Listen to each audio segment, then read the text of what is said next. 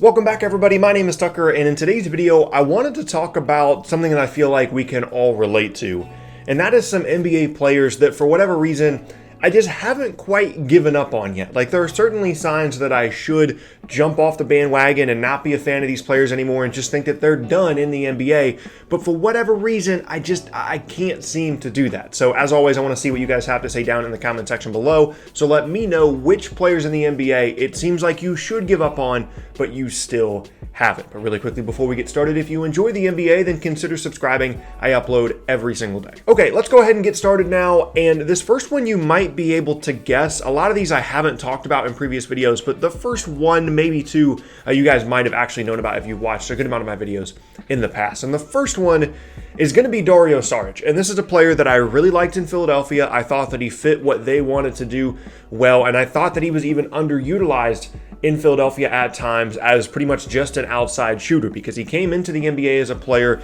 with the talent of a guy that can do more than that on offense. He can play make a little bit, he can score inside a little bit, and the three-point shot was something that he kind of had to develop because of the severe lack of spacing in Philadelphia, and never really got a chance to show the other things that he could do, right? So when he got moved first to Minnesota in the Jimmy Butler trade, and then to Phoenix, I thought, okay, these are teams that need offense on the ball more than Philadelphia does, so maybe he'll get an opportunity to show some of that stuff. And there was a bit of an increase in his playmaking opportunities, but things haven't really gone well in either stop. Yes, he's been getting minutes, but he hasn't, been given that opportunity that I hoped that he would be, and now he's going into this offseason as a restricted free agent. And for me, I still think that that talent is there. The ideal circumstance, in my opinion, for Dario Saric would be like a sixth man of the year type player, someone that can come off the bench, that can shoot, that can play make for you from the elbows and out of the post, can get some points for you in the paint and really dominate against second units. And then that way, some of the defensive stuff that are struggles for him at times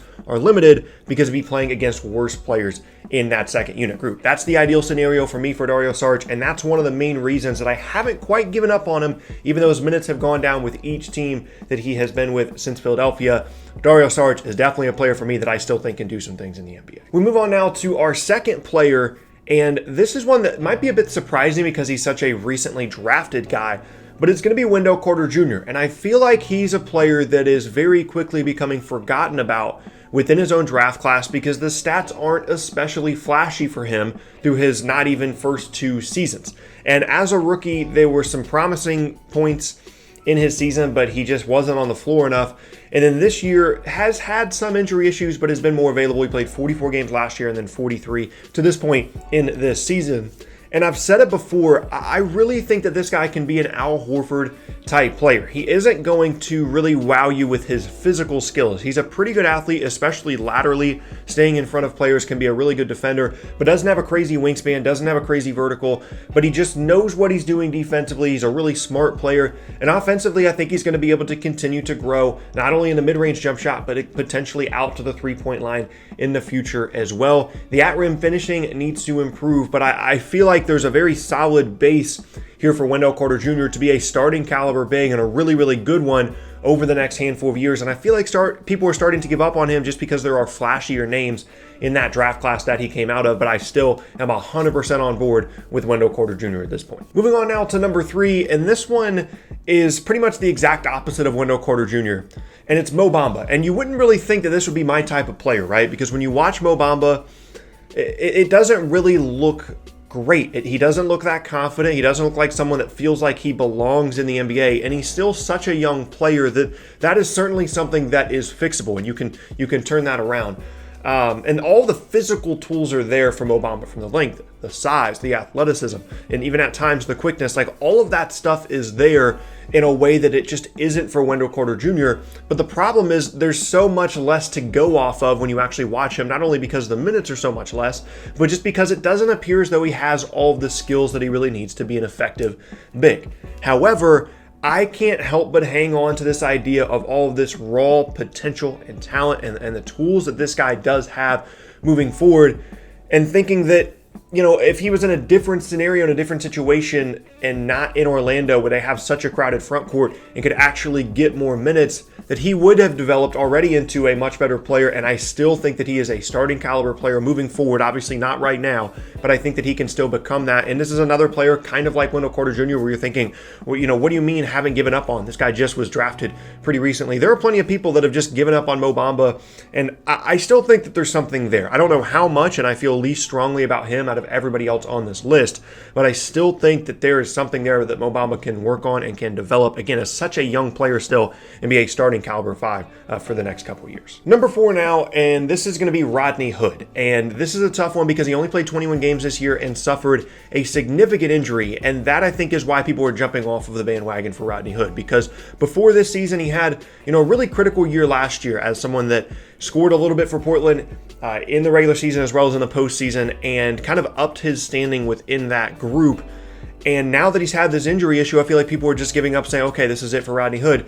I'm not quite there because I don't necessarily think that the scoring ability and the playmaking ability that he had all that much to do with his athleticism. He's always been kind of that crafty left-handed scorer type guy that, yes, is a good athlete, but he has more so the skills that allow him to score and play make at a relatively high level rather than, you know, the athleticism that helps him do that. So as long as he fully recovers from this, I feel like he's still going to be a really, really good wing, someone that can score the basketball, can continue to grow with his passing vision, but it's good enough, and he's not going to be asked to do a ton on the ball, you know, with Dame and CJ McCollum there anyway, but a really good complementary option there, can really shoot the basketball. And again, the athleticism wasn't such a big part of his game that I'm ready to jump off, you know, of the Rodney Hood bandwagon now just because of one really significant injury. Second to last now on this list, and it's going to be Harry Giles. And this is a guy that kind of had that, like, Miles Turner type deal going with him where we're kind of always waiting on him to break out.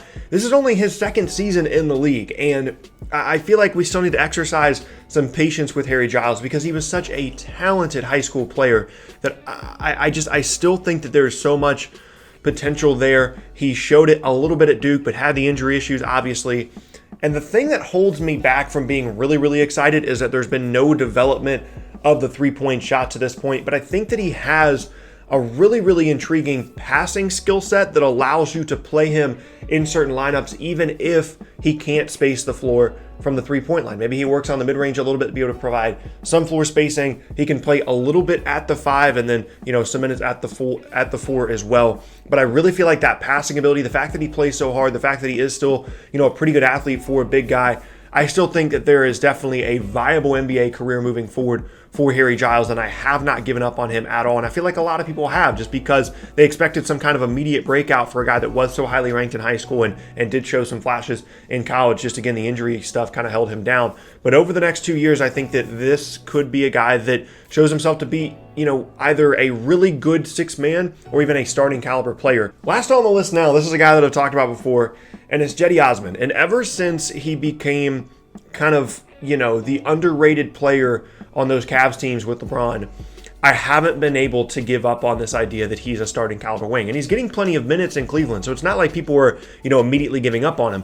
But it's just because of the situation that he's in, right? People think that he's only getting minutes because the Cavs are bad, and that's probably the case. Like, he's getting more minutes there than he probably would on other teams, but he's signed under contract through 2024. He knows that he's going to be, you know, in Cleveland. He's going to be in good standing or traded to a different team, and that takes all this pressure off of him to where he can just focus on his game, focus on developing, and just continue to improve, mostly on the defensive end, because I feel like the offensive skill set is pretty solid. He's a pretty good shooter, can play make, has good size.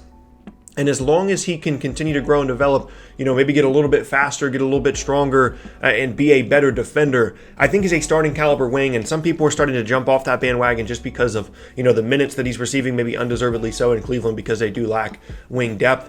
I'm still all in on Cedi Osman as a starter moving forward, and he is someone that I certainly have not given up on, and definitely not to the extent that a lot of other people have around the league. So that is my list of players, 6 guys that I can't give up on in the NBA. Dario Saric, Wendell Carter Jr., Mo Bamba, Rodney Hood, Harry Giles, and Cedi Osman. There are more players certainly, but I didn't want to get too much into the nitty-gritty in this video. I wanted to kind of talk about guys that a lot of people do at least know about. But for me, like, this is a problem where I have just so many players that, you know, there's plenty of signs that I should give up on them, but I just haven't to this point, and these are kind of the top 6 for me. But as I said in the beginning of the video, I'm really interested to see what you guys have to say about this, some other players that you personally have not given up on that it feels like a lot of other people have. But yeah, that is going to be the end of today's video, and I thank you all very much for watching. Once again, my name is Tucker. If you missed any of my previous videos, then be sure to check out the boxes on screen.